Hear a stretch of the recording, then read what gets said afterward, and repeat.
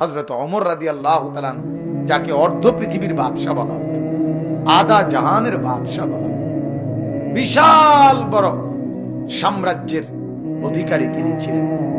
আমাদের বাংলাদেশের মতো 200টা বাংলাদেশ একত্র করলে যতটুকু সীমা রেখা হয়, তার চাইতে বেশি বড় ছিল ওমরের রাজত্ব।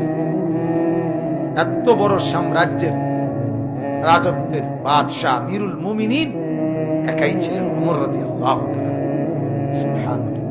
আল্লাহ তাআলা তাকে কি পরিমাণ যোগ্যতা দান করছেন, ইসলামের বরকত, নবীজির বরকত।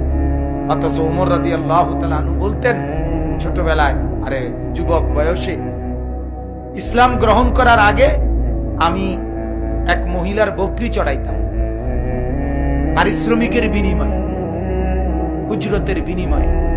কিন্তু প্রতিদিন মহিলার বকরি চড়াইয়া ফিরাইয়া আনলে 2-4টা বকরি খুঁজা পাইতাম না, মিলাইতে পারতাম, মানে হারাই যেত।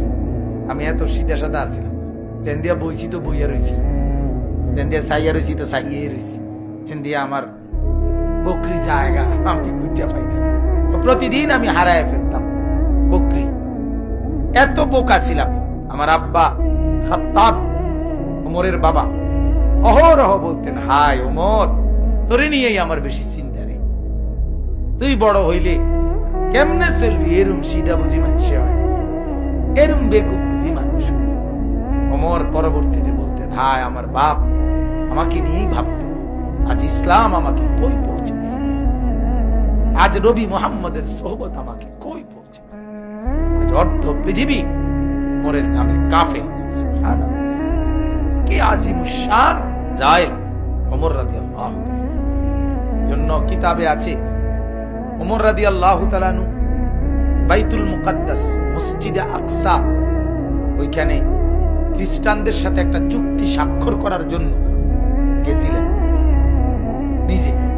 যেদিন গেছেন সেখানে মুসলিম একজন সেনাপতি ছিল, আবু উবায়দা ইবনুল জাররাহ রাদিয়াল্লাহু তাআলা আনহু। ওই সাহাবীর নেতৃত্বে যুদ্ধ হইয়া তারপরে তারা খ্রিস্টান বাহিনী সন্ধিতে আবদ্ধ হবে, চুক্তি করবে।